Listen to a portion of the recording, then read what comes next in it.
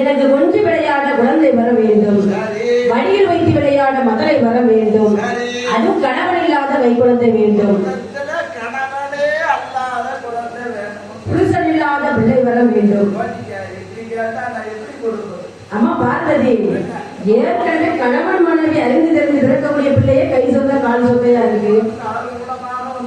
நீயும் கணவன் இல்லாத கை குழந்தை கேட்கியாமா? நடக்கக்கூடிய விஷயமா? சரி சரி.